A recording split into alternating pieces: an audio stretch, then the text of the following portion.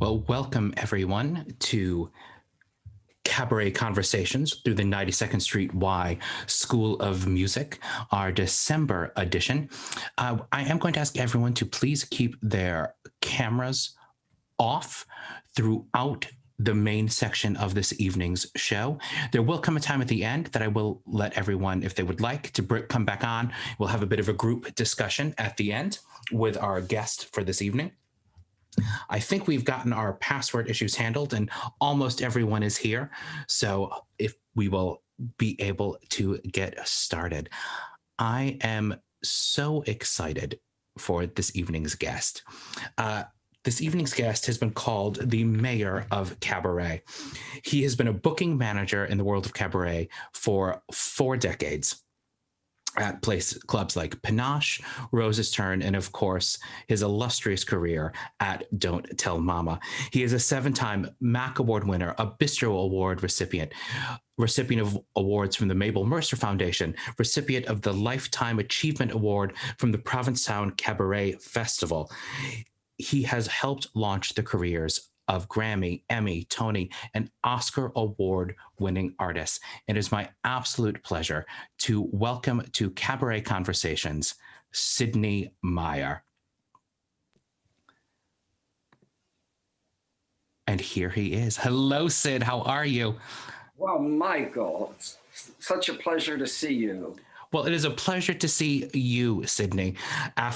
In full disclosure, Sidney and I did actually see each other in person outdoors yesterday at Don't Tell Mama, where they are currently doing outdoor cabaret shows on the stoop, socially distanced, under heaters, and it was so wonderful to see you in person, Sid, and it is great to have you here today as part of our Cabaret Conversation series through the 92nd Street Y. So let's get right into it, Sid. Are you ready? Yes, sir. Sid, how did you first get started in the world of cabaret? Well, I had always enjoyed entertainers, and that was what I wanted to do. And I always say, when everyone comes to New York, whether it's from Peoria or Paris or Pittsburgh, the first door open to them is cabaret. Mm-hmm. Before anyone knows them, to put them in a show, they put themselves in a show. And even if that is a stepping stone or a launching pad to some other art form they'd like to be in, film, television, etc., Broadway. But for me, cabaret was always the destination. And I was doing my act early on. And then I never had anticipated being a cabaret booking manager. That's not something any guidance counselor will tell you is a career option. I mean, let's face it, and this is prior to the pandemic, there are probably less than a handful or 2 handfuls of people who do that in all Manhattan, only because of the number of clubs and or often the owners through the years of clubs were the people who saw to that. And by a fluke, I was a singing waiter in a review, not like the singing waiters at Don't Tell Mama, who entertained for 16 hours in a stretch. I was in a cabaret called Panache from the first day it was there, and it served food. And it was a review that was directed and had a band, and we served the appetizer and the main course. Mm-hmm. And then we did a half-hour show. And then there was a break where we served dessert and coffee and other libations, and we did another half-hour show. And suddenly it was a big hit. It was sort of like dinner theater cabaret right on 57th Street. And the powers that be saw my enthusiasm for everything. I just wanted to be under the tent. And they said to me, would you like to manage the club and help book? And I didn't really know anything about that. And of course, the dream of my heart was always to be on stage.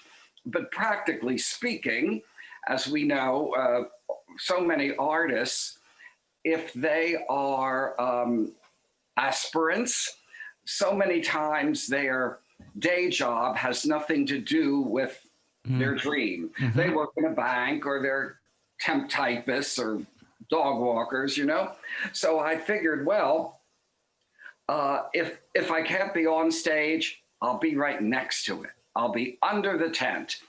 And that's how I started booking people. But before you started booking, when you first got to the city, you were working a different job, right? Oh, I was even before you became a waiter at the Magic Pan. Well, that's true. I did a number of things. Most notably, I worked at the United Rubber Shippers of America. It was in an office in the Newsweek building on Madison Avenue. And, back then, in the last century, one needed no particular skills to work in an office. Like today, you have to be a whiz at everything. But back then, I just put on a jacket and tie, and I could file, among other things. Now, there was no one like me in that office. They were all career rubber shippers. But I was very pleased to show up every day at Madison Avenue and take an elevator and look like I was doing something. One thing I'll always remember from that engagement, the office was the powers that be in the office were having a contest. They wanted to come up with a slogan. And I took this very seriously, being creative. We know that can be code for many things. Yes, of course. Well, anyway, so I came up, I diligently worked on this, and finally I came up with a slogan, and I submitted it. And the day in the office when we all gathered and the head person was going to announce it, they called me aside before the announcement, and he said, Sidney, we appreciate your entry. It's just that it might be misconstrued, so we're not going to use it. And I was really disappointed, but you must tell us what it was, Sidney. Well, my submission for the United Rubber Shippers was, if it stretches, we handle it. I can't imagine why they didn't use that, Sid. I can't either. I want to recount. I'm sure it was fraudulent voting on that for you. So how, Sid, did you make the move from the Rubber Shippers to being a singing waiter? Well, I had friends, which are always so important, aren't they? Indeed. And some of them from college had found waitering jobs in this restaurant on 57th Street. And they said it was so much fun, and it's filled with waiters, and some have been on Broadway, some have done, cabaret. Why don't you come ahead and do it? And I said, well, I don't know anything about waiting tables, and they said, you don't have to, we'll teach you. So at the time, food, like everything, has a season and a fashion. And this is way before you were born. But there were things like beef Wellington, that was very popular, and different things like that, and shrimp cocktail. Some of these things are still around, but back then they were the living end. Well, there was a restaurant that was a chain in numerous American cities, but a very upscale chain, only one in each city. It was a creperie. And people were just, like a little touch of Paris on East 57th Street. It was next to Hammacher Schlemmer. It was called the Magic Pan. And what made it magic was in the middle of every dining room, they had a ring of fire. and all the frying pans, or whatever they are, were upside down. And there was a lady there who looked like she fell off a Swiss Miss Cocoa Bar in a dirndl. And she would stand there, and as these were circling, this big, hey, I don't know what it was. It was like an upside down Ferris wheel. She would take the pan, dip it in batter, and then, you know, have its side that was dipped facing up. Mm-hmm. And by the time it made one, you know, circulation, it was done. And people would come from everywhere and stand there looking at this. You know, it's before the internet. People needed excitement. And you come in a room from, you know, Montana and say, look at this. Madge, come here. This gal is making these pancakes upside down. But just to show you that it wasn't just people that may have been unsophisticated. Everyone came through those doors, from Sylvester Stallone to Helen Hayes. I mean, it was very chic at the time to have that. And I was very lucky to be there, because I always remember one day particularly, I was very much like you, doing everything there. As a waiter, I worked doubles, I worked the coat room, I worked as a host. And people would always come to me first, because I would fill in everywhere. I was so excited to be somewhere with something I could do. So I worked that time, which in most restaurants between 3 and 5 is, you know, it's like a Death Valley. There's no one there. And I would go back and start talking to the people in the kitchen. And one day the chef, he could look out onto the dining room. It was totally empty. And I was standing there, and he said, oh, Sidney, 2 ladies just walked in. I said, oh, I'll go. And I needed glasses, but I didn't wear them. And as I started with each step, I was just, I thought I didn't know what happened to me. My eyes went out on sticks. Standing at the entrance were Cher and Diana Ross. Oh, my. Together. And I just couldn't believe it. And there was a big window to the outside right behind them. And there was a great big limousine with more gift boxes piled up than Santa's sled. And they were there, and they came in. You see, it was a very chic clientele. But that was how popular crepes were, how in. Well, I'm going to pause us on those crepes and just to have our first clip of the evening of you and your illustrious career. And then we'll come back to the Magic Pan after.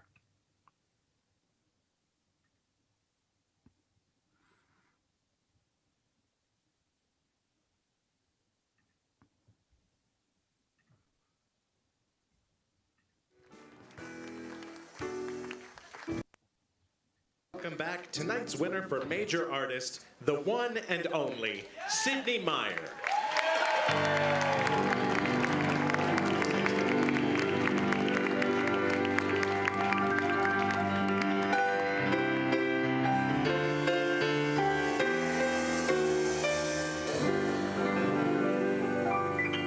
I'm honored. I'm flattered. This greeting really mattered.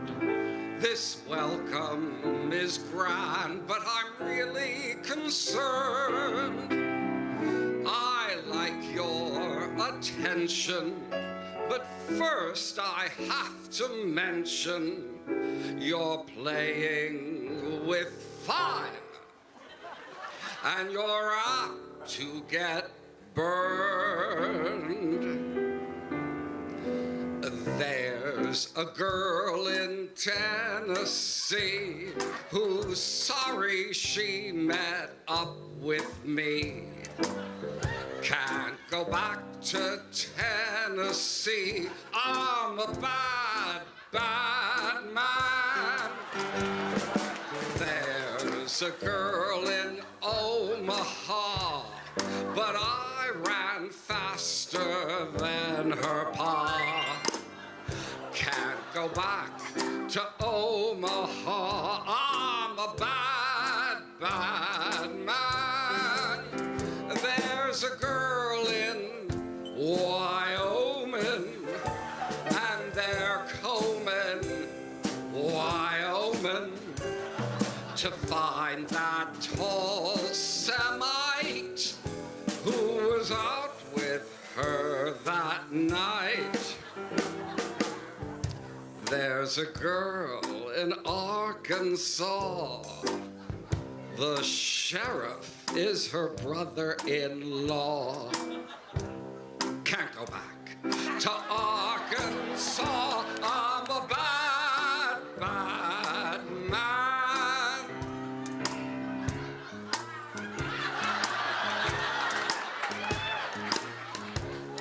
Morning, Sheriff.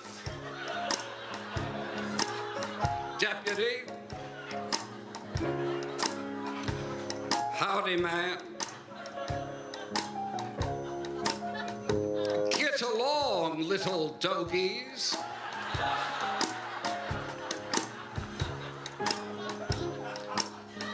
Oh, howdy, cowboy. Your spurs were jangling. Where you headed? Going to Brokeback. Saddle up. Later when the show is done, I'll teach you how to warm a bun. You may find it lots of fun with a bad, bad man. Tomorrow there's no matinee, so I will be around all day. You might come around and play with a bad, bad man. You're enlightened, but frightened, though my interest you've heightened. It might turn out to be that you're much too much for me. So I'll go back to my tent, and someday when you're old and bent, dream of hours you might have spent with a bad, bad man.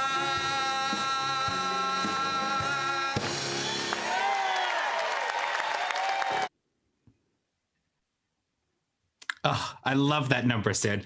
I've had the pleasure of seeing you do that one in person a few times. I believe that was from the 2017 Mac Awards. Oh, yes, that number is I always felt fit me like a glove. Oh, it does, Sid. You're such a bad, bad man. Going back to the Magic Pan, how did that creperie turn into the showroom of Panache? Well, it's a story like everything. You know, the people that were in charge of it at the time. First of all, it was owned by Quaker Oats, of all things. You couldn't imagine, but they did a fabulous job. And there was not an oatmeal crepe. But anyway, it was just all gorgeous. And all the staff, as I said earlier, were performers, whether in theater or musicians or this and that. And the couple that ran it, Don and Mary Fitzgerald, wonderful people. Who come back later in the story. Mary Fitzgerald is actually who first hired me at Don't Tell Mama when she was back there as a general manager. Doesn't she have wonderful taste? I mean, she started both of us off, Sid. She's got great taste. Fabulous. they ran it, and they would come to see all our little performances, at theaters or some of the big performances that people had. But I was appearing in little clubs, and they would always come. And one of the newest hires, who had been there for maybe a few years, she was working her way through theater school, the neighborhood playhouse. And she was a charming girl from the South who was new to everything. And I was a few years older, but she thought of me as a seasoned veteran. And I was appearing in, little cabarets, but I guess they didn't have them in Arkansas, where she was from. So it was a whole new adventure. Well, anyway, what happened was, she would always come to see me in clubs and others, and she'd be like, "Oh my gosh, I love your songs," and this and that. So anyway, she was having a little recital at the neighborhood playhouse. It wasn't a recital, it was a presentation they do when they graduate. And she was an actress, and she did a charming sketch, very funny and delightful. And we were also encouraging to her, being the youngest one.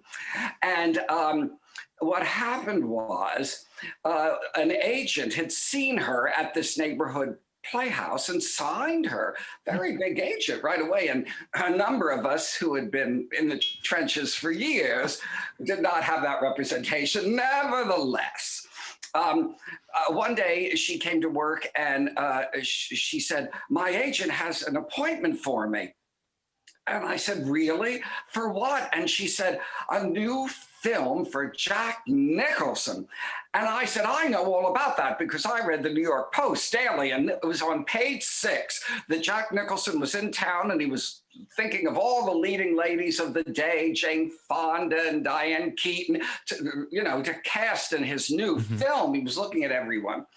And she said, "Well, she has an appointment." And I thought, well, that's lovely.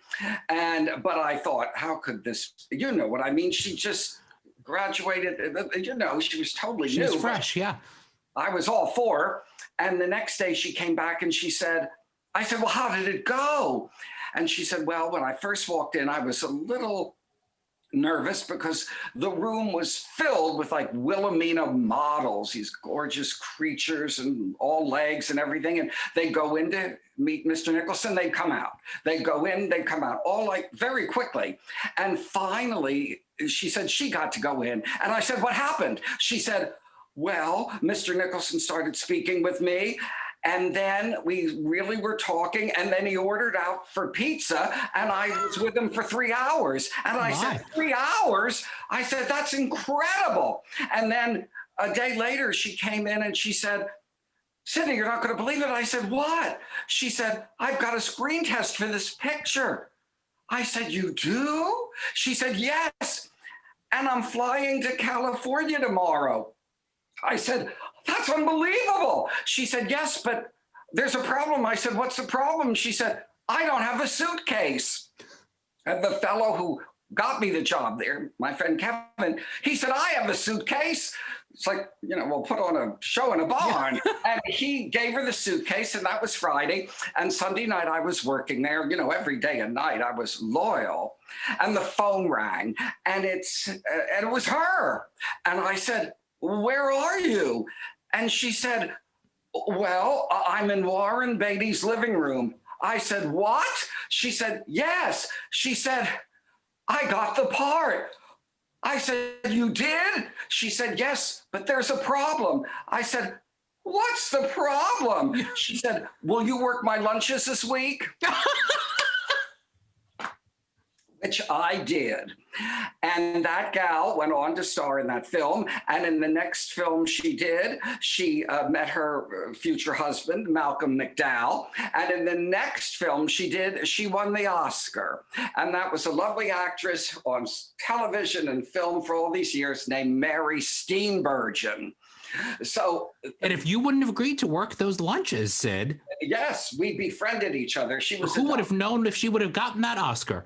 Well, that's right. And I think a New York Film Critics Award, she has a whole shelf of awards. Well, believe it or not, this is an answer to your question, because what happened was when Mr. Don and Miss Mary that ran the place, this was like the pinnacle of all of us, aspirants, and crepes were on the ascent, and they, it was rising, and he convinced the powers that be from Giardelli Square of Quaker Oats that they're going to build another creperie 5 stories to the sky, and we should make one a nightclub for all the musical talents that are there. And they created Panache. So that is not, I think, the typical way a nightclub is born, but that's what happened at Panache.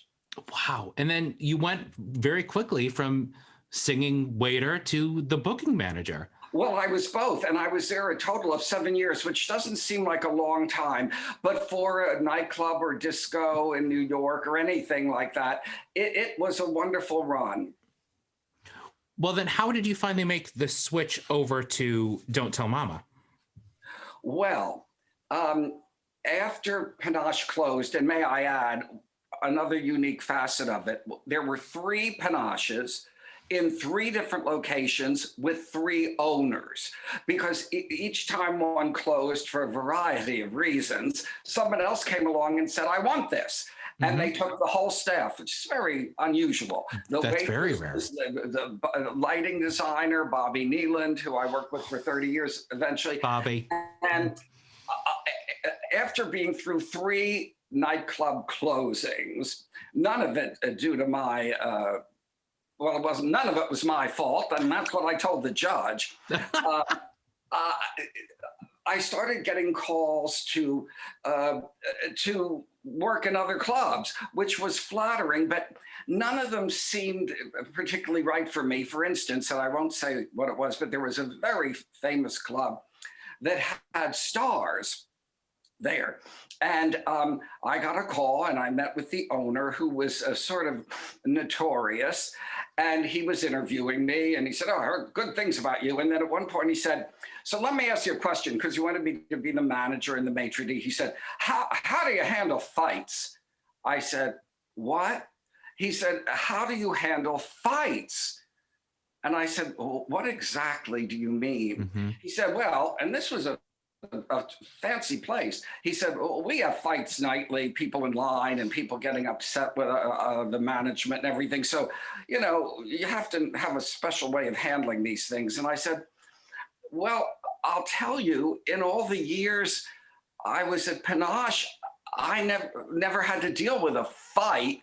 And by the time that was over, I realized so many of these calls I was getting that were based on the fact that I did things a certain way and got a reputation at the Magic Pan was not what they wanted me to do.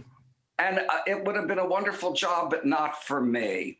So I let everything pass, and maybe a year went by, and I got a call one day that Don't Tell Mama, the original owner, Irv Rabel, by him and his partner Rob Hoskins in the early 80s, and Rob had passed, and Irv was going to move on to other things, and he had sold it. And I got a call the first weekend it was sold from some of the staff members who said most everyone had quit when these new owners took over, and they are in desperate need of management. And at that time, Don't Tell Mom was just the original building. What's now the restaurant was a piano bar, and the original room is still there.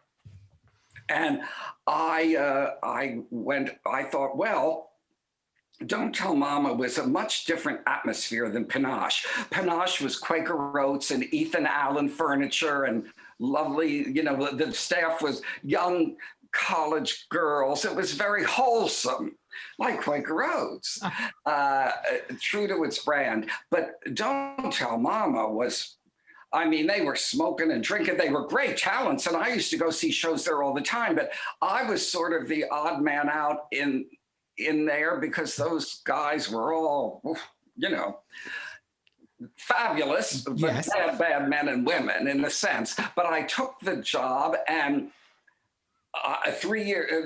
2 years later, the same people, wonderful family, bought Rose's Turn in the Village, which was the original site of the original duplex. And the next year, they doubled the size of Don't Tell Mama, which, as it stands now, and now we're even entertaining people in the street and the sidewalk. I mean, what's next? The roof? I believe that, and we're on the third set of owners. I believe that and I'd like to hope it's true. I need reality checks quite often. I'd like to think that Don't Tell Mama will have a life beyond us all. And you know, it's a one-of-a-kind place. It is. It's, as you and I have discussed before, it's where I first found my New York family. Yes, and I will say this, you know, there's so many great clubs that have come and gone and are still here. And I've never been one to, you know, tout the beauty of Don't Tell Mom or the grandeur of it or the amazing cuisine or anything like that. But I did always say, I believe there is more fun per square inch at Don't Tell Mama. That I will say. I fully agree. And I think it's time for a little fun and another clip. And this one's going to go back to, I believe it's the 1989 MAC Awards. Oh. A lovely vintage performance of Sidney Myer. It's the 1988 MAC Awards. I stand corrected. I'm getting older by the minute. And here is Sidney from 1988. I'm going to skip ahead just a little. There we go.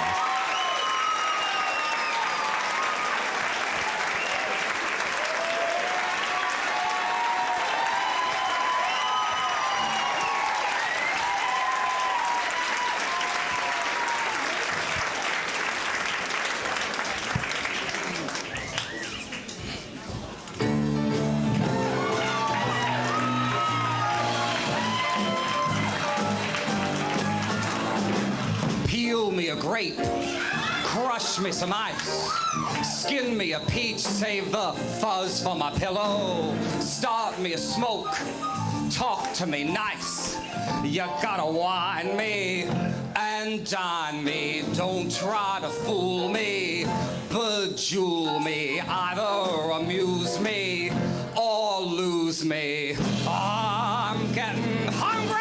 Peel me a grape.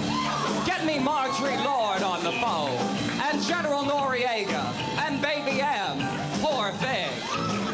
Pop me a cork, French me a fry, crack me a nut, bring a bowl full of bonbons, chill me some wine, keep standing by, just entertain me, champagne me, show me you love me, kid glove me, best way to cheer me, cashmere me, I'm getting hungry.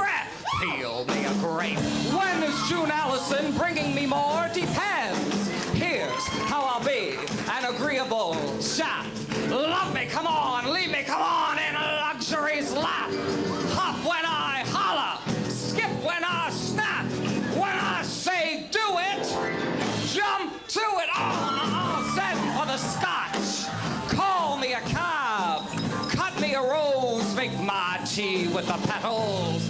Just hang around then, pick up my tab, never outguess me, Lou test me, Mercedes Benz me, soft lens me, 21 club me, hot tub me, Calvin Klein brief me, gold leaf me, penthouse duplex me, Rolex me, cabaret beat me, house seat me, never besmirch me, strip search me, new Thunderbird me. You heard me? I'm getting hungry.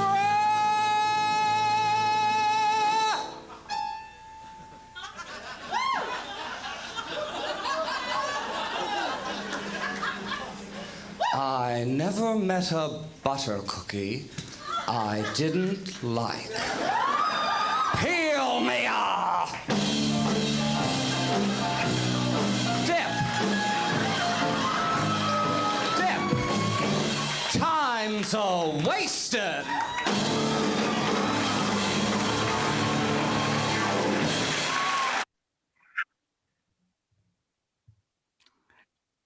Sidney, I have to let you know how many times I've watched that video since I first found it.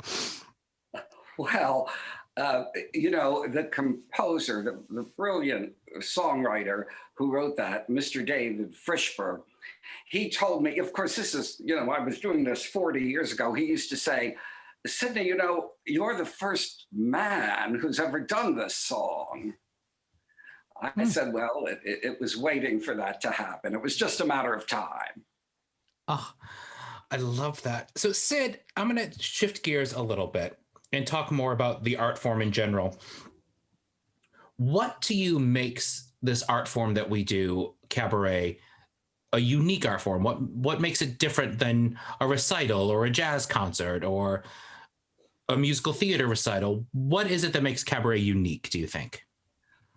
Well, I think cabaret is unique because it can embrace every other art form. In a jazz, opera recital, anything can happen on a cabaret stage. That's the first thing. Next, well, from an artistic point of view, Yes. It has a freedom that I don't really think exists in other art forms, even at the highest level. For instance, whether you're on Broadway or television or motion pictures, whatever, or in the opera, there is always one, or if not many more people above you telling you what the directors and people telling you, we want it this way, you have to do this, all these things. In cabaret, you're the main person. You're your own producer. You're your own producer, you're your own everything. It's your vision. And you get to, show all the colors in your rainbow. It's like that burger place. Have it your way. And the only people that are on board with you are people that you have brought on board, a director, a musical director. Where else do you have that freedom? Nowhere, really. And you have it from day one. And when in the beginning, when I was booking at Panache, there'd be Broadway ensemble players and chorus people or people on soap operas on television who were working every day of the week, making thousands of dollars, being seen by thousands of people, whether it was on television or in theater. They might not have been stars, but they were working. And in this business, that's a miracle in itself always.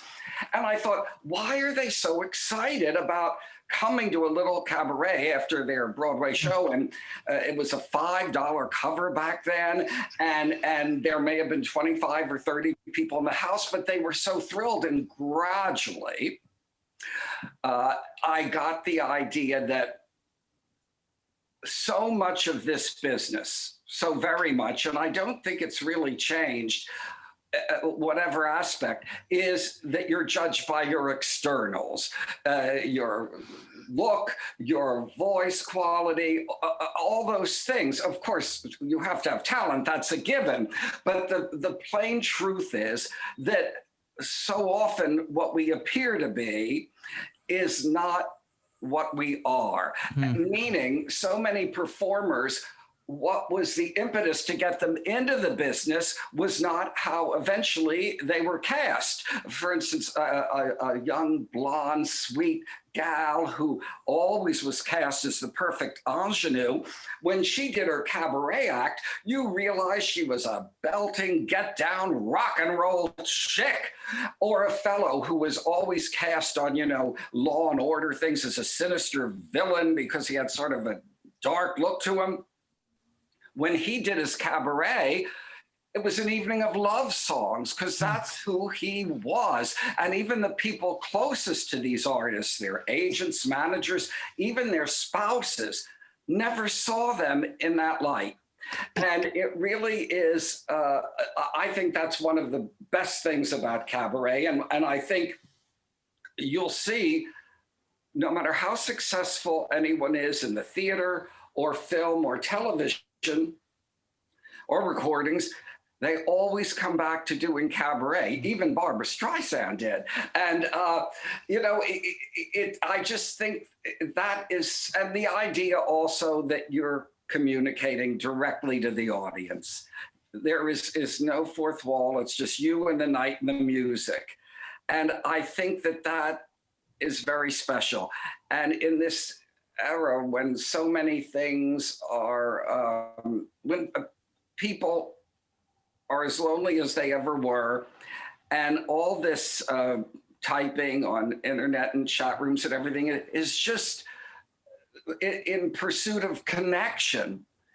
That ultimately is what it is, even with strangers. But in a cabaret room, even with strangers, you are connecting. A straight line is the shortest distance between 2 points. I mean, you're there having that human connection. And you're right, you don't get that in other art forms. Not that way. And even in the theater, and all these people are extremely talented, but they're playing a role. So many times when people would come to Don't Tell Mama to see their friends or something, they could be wonderful Broadway stars. And they love the show, and they start talking to me. And I said, well, why don't you do this? I said, I couldn't ever think of doing a cabaret show. I said, why not? I said, and they would say, well, I can play a role, but I can't reveal myself. I can't be myself. Wow. And that always made me sad, because they're so gifted, and I'm sure they have so much to share as themselves. Mm-hmm. Is that something that you talk about in what is within the cabaret world, has some notoriety, and that is the infamous Sidney talk. When a new act gets booked for the first time at Don't Tell Mama, you do take your time and sit down with those performers and talk about what their goals are and what the art form is. Is that bit about connection something you talk about in the talk? Well, I talk about everything related to the business and all the aspects of it. And how that came to be was in those years when I was in the 70s, when I was playing clubs around town, in those days it worked that before cassettes or any of these things and what we're doing now existed, you would go to a club to audition, and they either had a house pianist or you brought your own. And you do 2 songs, or your comedy skit or whatever, and they would sit there and say, okay, we'll use you.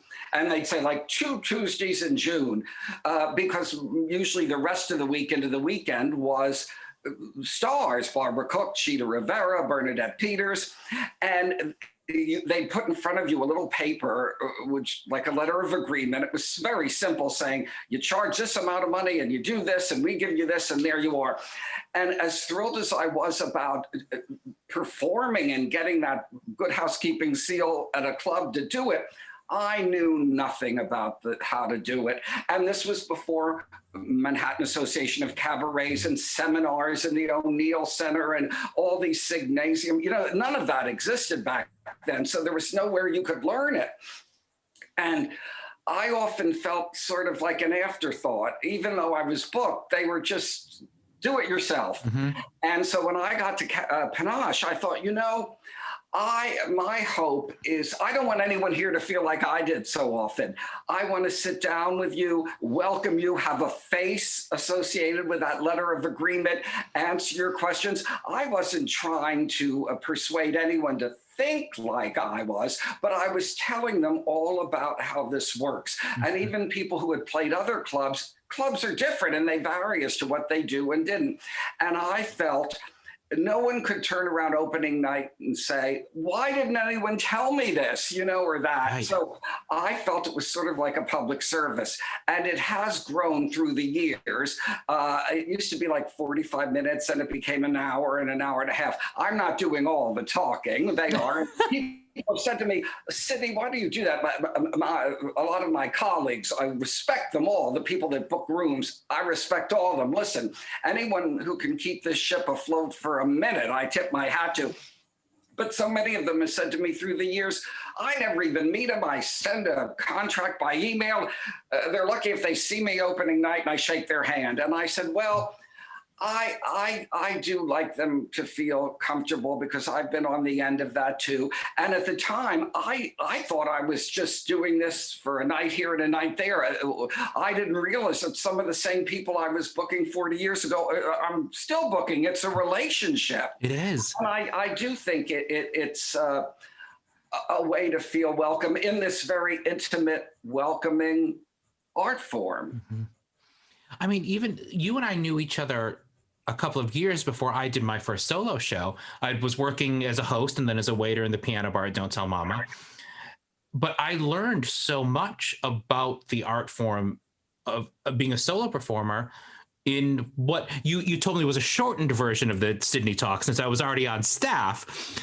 But I treasured that moment of sitting down with you. And of course, you and I have had many conversations in the decade or so since that happened about the art form and our places in it. But that was so informative to me, that first talk when I was booking my first solo performance. I remember it. But, you know, the thing is, I engage with the artist about themselves too. Mm-hmm. And I want to know about their history and their background. I have booked people that were younger than 8 and past 80, but whatever one's chronological age, in so many cases, this is the first time they're doing this and getting their first New York exposure and experience on a stage in Manhattan. And that's special. Sid, is that when you're meeting with people for the first time, or when you see their final product, the performance for the first time, is there something that sparks that you know that it factor when you see it? Because you have helped launch the careers of many amazing named known artists. Do you see that? Do you know it's going to happen when you first see them? Well, I have many talents, but I'm not psychic. I don't have a crystal ball, and maybe that's for the best. But I will say, yes, in all those years that I was auditioning people live, mm-hmm. I used to think, you know, it's like love. You know it instantly. And through the years, so many of the people who are renowned on Broadway now, and motion pictures, comedy, and all are on the world stage. I remember seeing at their audition or their first show, and there might have been 10 of us in the room. And I sat there and I thought, this person is very special. They have great talent. And if the stars align, and if they don't self-sabotage, which unfortunately happens often, and it's heartbreaking, they will go on to glory. And that has been true in so many cases. And I'll watch the Oscars or the Tonys or the Grammys, and somebody will walk on stage to win an award that I remember sitting in a room with 35 years ago with 6 people. But yeah, so I do think we know if, you know, they're a little more polished up by the time they win that Oscar or Grammy, but that soul, that heart, that emotional life was always there. That's wonderful, Sid. As a performer, and you had done the Cabaret convention from, I think, the 3rd convention, and then every year following. But you did take a 25-year break from doing solo shows. Yes, can you imagine, a quarter of a century? It was not that I was busy applauding for all of you. I wanted to do cabaret. It was always, I loved it. But, you know, at one point I was booking Rose's Turn and 2 rooms at Don't Tell Mama. And then the 2 rooms at Don't Tell Mama were just, I mean, on some weekends, like a Saturday, we'd have 6 shows in one day between the 2 rooms.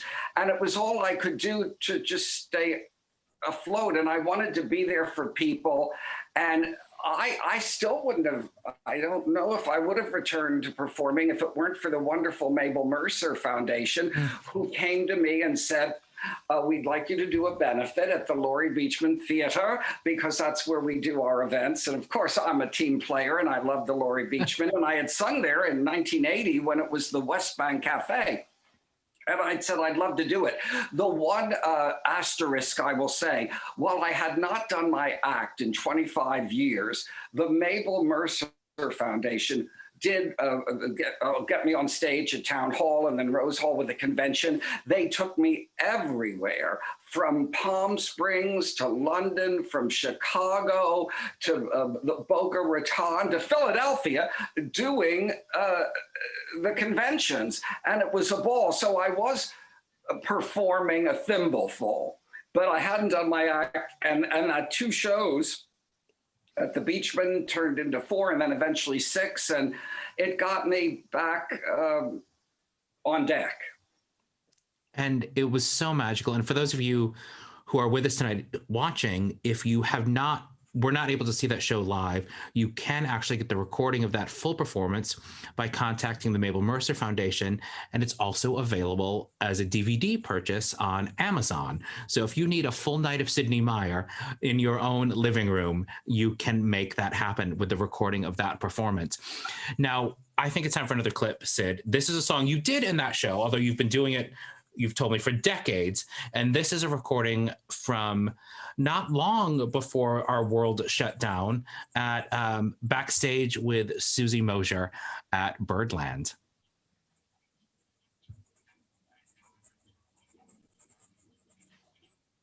Panache.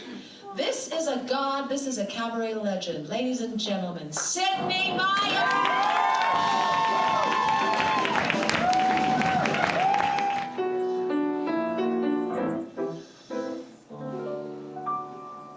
No question about it, a man is a problem. He'll drive you out of your mind. He'll cheat and deceive you. That is, if you let him. And yet,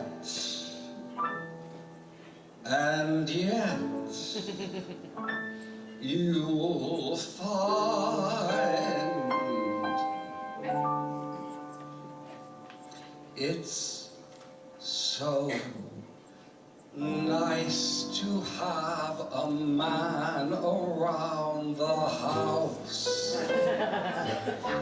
Oh, so nice to have a man around the house.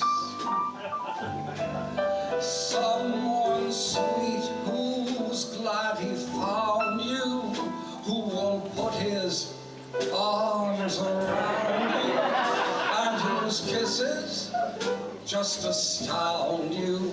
It's so nice. Well, a house is just a house without a man. He's the necessary evil in your plan. There are many things about him you just cannot do without him, though it's just a constant game of cat and mouse. Meow. It's so nice to have a man around the house.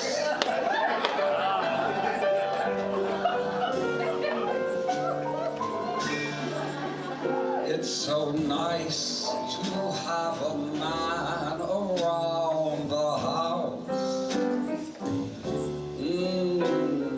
Nice man. House.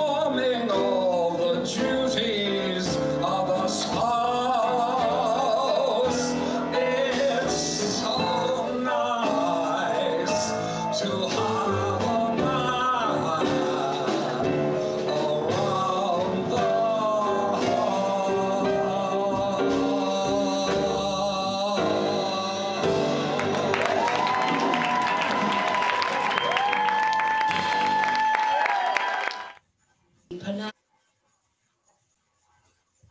Oh, Sid, I have told you before, there's a few of us who that is now a catchphrase for that. It's nice, man, house. We say it all the time to each other. Well, I'm glad you concur. Sid, I'm curious your thoughts on what have been the biggest changes to the art form of cabaret in the last 40 years? Well, since cabaret is life and life is always changing, it really isn't quite the cabarets that have changed as much, because there's small rooms and they're large rooms and star rooms, and that aspect of it and the performing, that's remained a constant, but so much around it, for decades, as one example, all the major newspapers, people don't even know what newspapers are anymore, let alone there were cabaret columns, cabaret critics, going out guides, and even unknown people starting out, like myself, could get a review in the New York Times and Variety and the Daily News. And so often the weekend guides would have a feature box of someone. And as I said, often it wasn't only celebrities. And so when people, civilians who did not know about cabaret, when they'd be looking at the entertainment guides then, along with film and ballet and opera and Broadway, they'd see space devoted to cabaret and like, oh, what's this? And that has been completely eliminated. And what I mean is, yes, there are wonderful websites now, all devoted to cabaret, but for the lion's share, most of the people that go to them are already converts. They know about it. It's not presented like on a level with everything else. So that sort of spotlight is not on the art form the way it was for so long. Yeah, I mean, I remember when the Times fully stopped their coverage. It knife through my heart. It dwindled significantly, even since I've been in the cabaret world. But I think the last time I saw a Stephen Holden review of a cabaret show was 2014, maybe 2015. He is missed. Yeah, definitely. Sid, when you were starting out in the world of cabaret, who were some artists who were populating this world that you looked to, or who inspired you in the world of cabaret? Well, the people, there's still some around, like some of your previous interviewees, from Karen Mason to Cheetah Rivera, I would see in nightclubs. But so many of my heroines, were always people that, even if they appeared on television or here and there, I saw them in person in clubs, from Judy Garland to Peggy Lee to Liza Minnelli, Marlene Dietrich. I saw all these people live, and countless others. And as phenomenal as they are on film or recordings or television, it still could not capture the in-person live connection of seeing these people that, we had seen on the silver screen and everything, larger than life, but they were right there. I saw Josephine Baker, Bing Crosby, so many of them. So their style, their point of view, that always was an impetus for me to think one can be individual.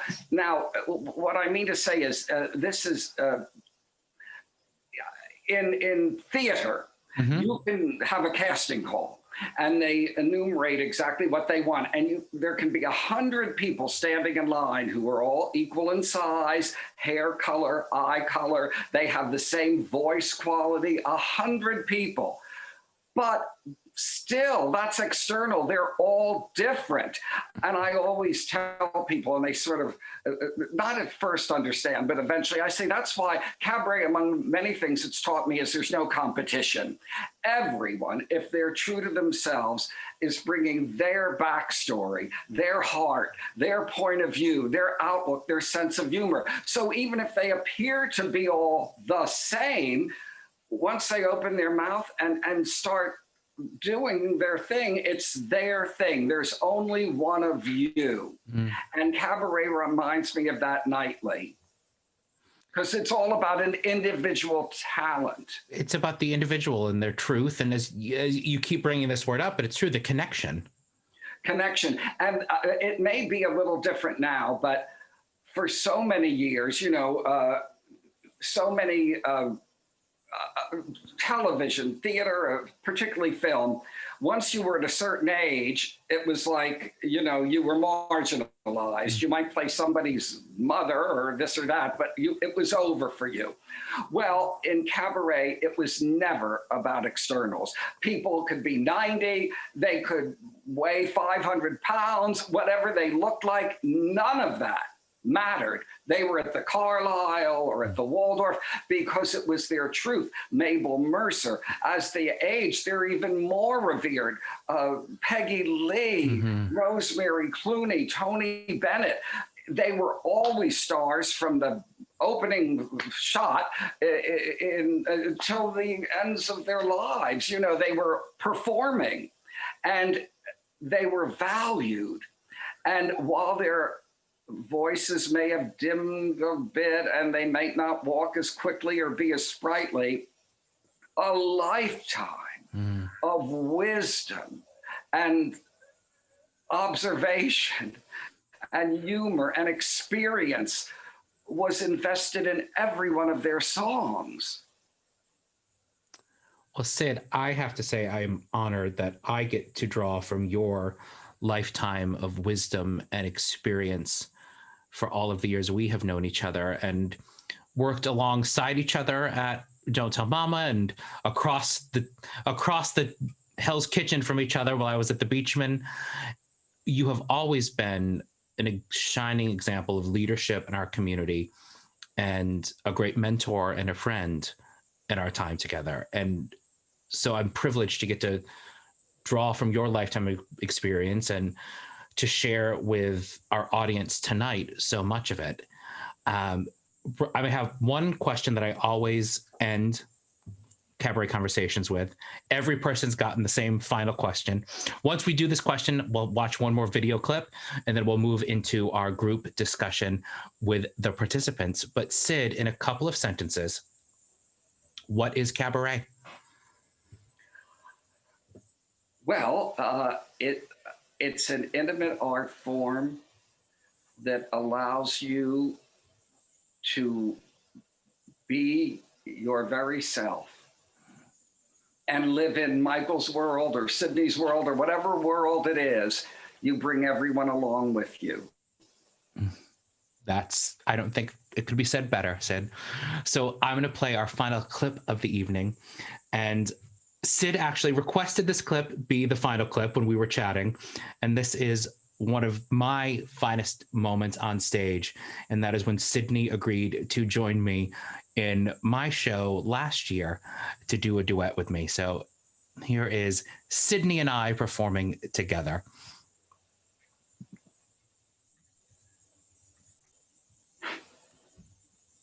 Wonderful to be with you. Well, it's wonderful to have you up here. You know, Michael, dear, Yes. I was thinking we have so very much in common. That's true. I mean, we both work in cabaret. Yes, we do. We're both entertainers. That's what we're doing right now. And I lost me cookie decades ago. So you understand my pain. My director refers to this moment of the show as two homosexuals on stools singing. So that's what we shall do.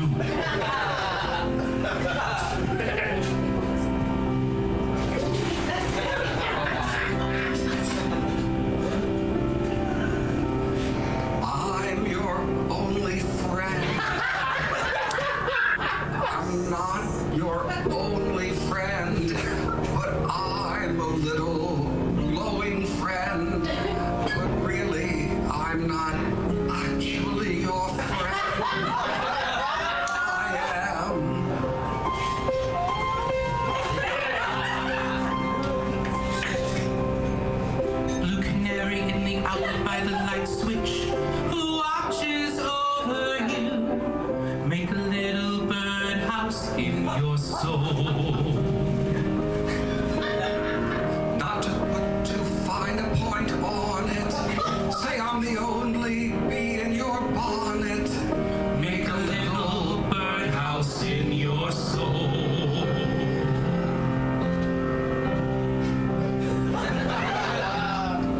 I have a secret to tell from my electrical well.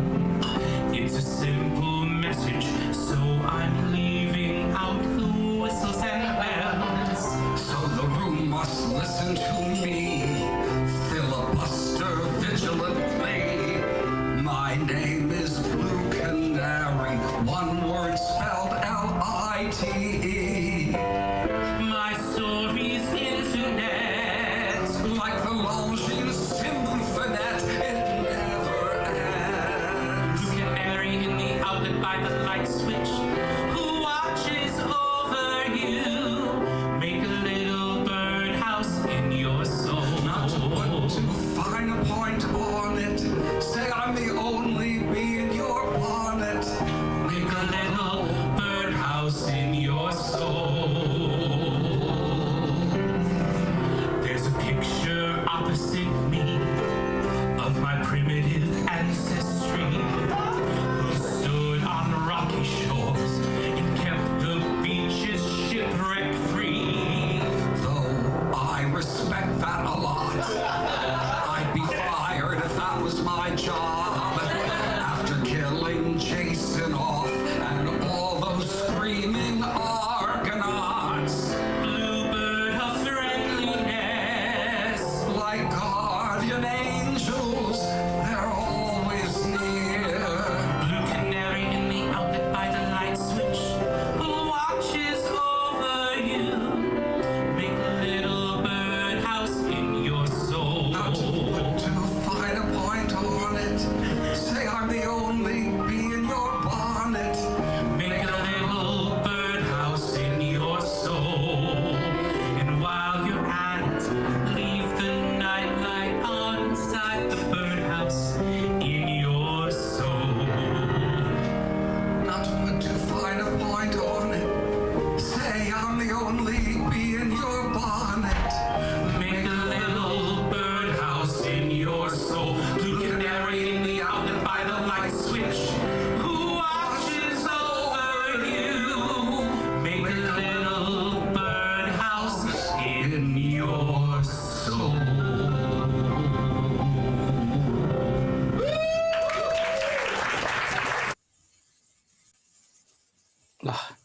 Sid, again, thank you for doing that number with me in that show, but also thank you so much for being part of Cabaret Conversations at the 92nd Street Y School of Music.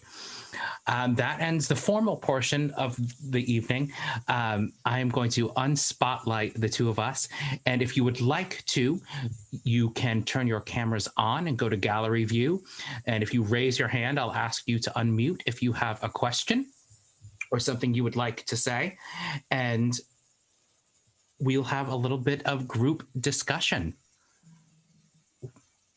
You can wave at me if you have something you would like to say. Russ, you can go ahead and unmute. Hello, this is such a fun evening, Sidney. Great to see you. Michael, wonderful. So I do have a question. Sidney, you deliver songs unlike really anybody else with such care and thoughtfulness. I'd like to know if you have ever written any of your own material song-wise, not patter-wise, song-wise. Well, I've done some parody lyrics, but no, I like to think one of my strengths is my selection of songs. I mean, I don't think anyone's coming to see my show to hear Some Enchanted Evening, but I do take credit for finding songs that mean so much to me. And when artists say to me, well, what do you think about this song or that song? I always say, I'm not a songwriter, but no matter what the song is frivolous and silly or a heartfelt ballad, if I was a songwriter, this is what I would say, and this is how I would say it. And I think that's a great yardstick, because songs can be wonderful and popular and all that, but if you're not connected to it, we won't be as an audience. Well, you're a composer's best friend. That's obvious. Thank you. This was so much fun, guys. I'm going to sit back and enjoy everybody else. I can't take my...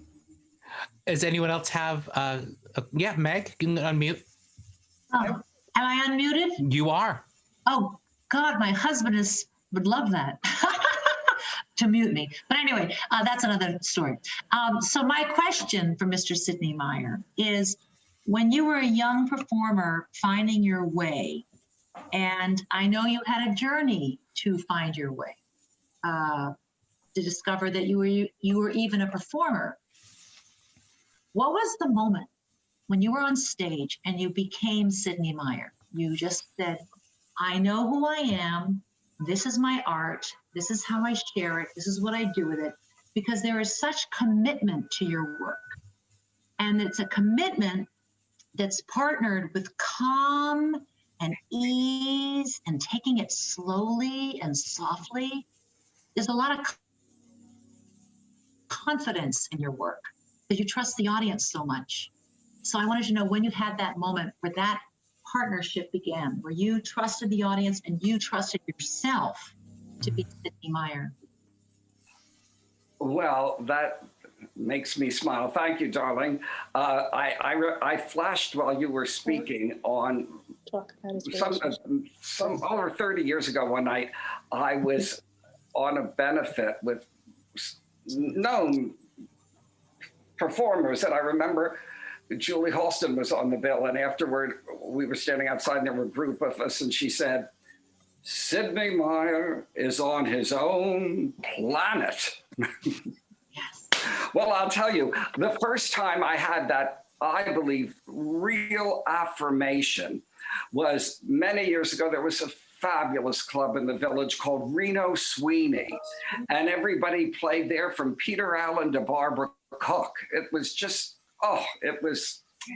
and Monday nights they had new talent night, and I was very new. I thought I was talented, but that was a tough room. I mean, people were supportive, but it wasn't exactly a night at the Apollo. They didn't gong us, but you knew if you were getting a reaction. And I was on that night and sang 3 songs, and I felt finally acceptance, and that I was not just on my own wavelength, that people were responding to what I said, what I sang. I found my tribe. Can I ask a follow-up real fast? Of course, Meg. I love you, Michael. But was it always, but it wasn't always like that. You didn't always trust yourself. Not at all. Oh, wow. I would depress the whole evening if I told you all the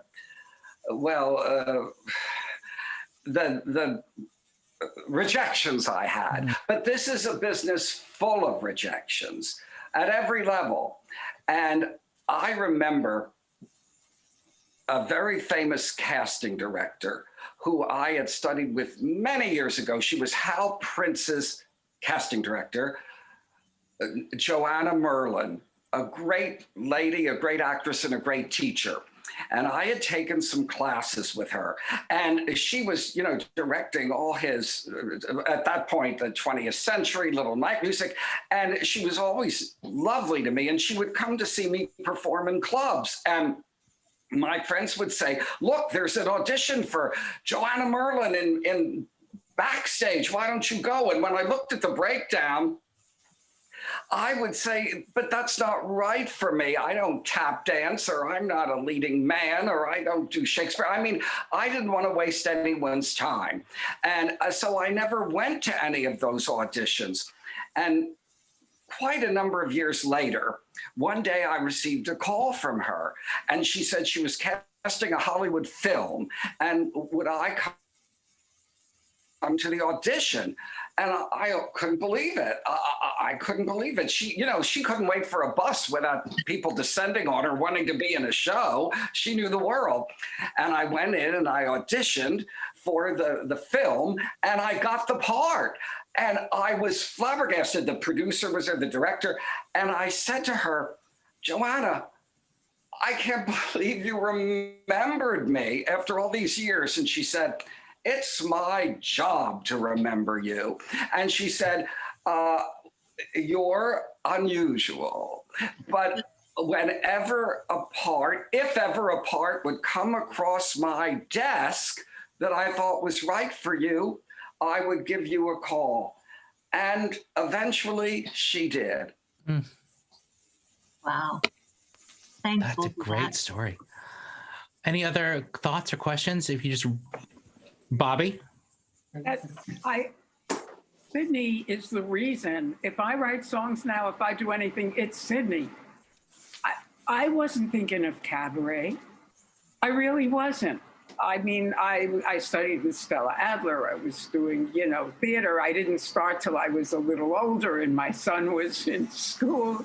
And then I saw Sidney do something. And for some reason, it just connected in my soul. And I started to talk to him and what is it and what do you do, blah, blah. And before I knew it, that had to be my life. And I'm sure Meg understands that. We have that. Yeah. And Sidney's a great connection and connecting point for all of us who do this. Yeah. Rini, did you? I don't know everyone who's out there, but whether it's Bobby or Meg Flather or Rini Katz, we go back to the 80s. Ladies, I hope I'm not revealing anything personal. No, I mean, I'm 80 now. So. We go way back, but we're here today too. It's been a constant. Yeah. Rini, I see you raising your hand. Go ahead. Oh, you're muted. You're muted. You need to unmute. Hi, everybody. Hi. Sidney has one of the biggest hearts in a person that I have ever met. Yeah. And I was wondering, who are your role models of kindness that you modeled when you grew up? Who had that magic ability to create such a being of compassion?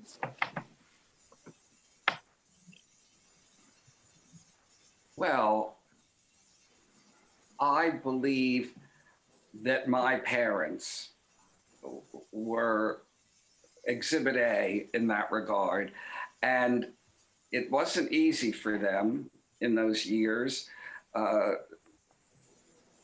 We were Jewish in a very small town. There were many obstacles to our acceptance, but my parents always were the definition of a lady and a gentleman.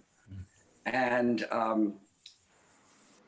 my mother used to say, integrity, a reputation is something no one can give you and no one can take away. And that, among other things, has stayed with me. My husband says a lot of that as well. Barry's here. He always says integrity and his reputation. No one can take that away from you. Am I saying that right? Yeah. No, it's built in. I mean, fortunes come and go, and possessions and homes and everything, and jobs, but travel light. If you have a good reputation, that's all you need. Thank you. Any other thoughts or questions? Oh, just quickly, I was so Bobby? thankful you came in and spoke to the kids that I was working with my son. Oh, what you really, this was in high school. So we had a not-for-profit. We went into Some of them were depressed high schools and some of them the arts high schools. But Sidney spoke to a group and they were just so taken and they felt so warm and good after. Thank you. Well, before I say my final thank you to Sid, a little housekeeping. You are all the first to hear the next 3 guests of the Cabaret Conversations series. We have been officially extended until June of 2021. Great. And I'm now going to reveal our January, February, and March guests. Those will go on sale for subscription registration and individual registration later this week. And here we are. Oh, it's the one behind there. There we go. So we will have on January 25th, winner of season 5 of RuPaul's Drag Race and MAC Award winner, Jinx Monsoon. February 22nd, we will have Broadway and television and cabaret performer Telly Leung. And then on March 22nd, during Cabaret Month, we will have both the immediate past president and the current president of Manhattan Association of Cabaret, Lenny Watts and Amy Wolk. So I hope you will all be able to join for those. Wonderful. Thank you all for joining us this evening. And a special thank you to the amazing man who was my guest tonight, Well, Sidney Myer. Congratulations, Michael, and keep up the great work. Well, thank you, Sid. And thank you for always being there for some advice and some inspiration whenever we meet and chat. So thank you all for joining us this evening. Cabaret Conversations returns in January. Cabaret History and Great Performance class through the 92nd Street Y also returns in January. And our new class, Cabaret Performance Connecting to Your Lyric, begins at the end of January, as well as the 92nd Street Y School of Music continues to expand their cabaret programming. So thank you all for joining us. And until next time, when we can be in person again as well. Good night, everyone.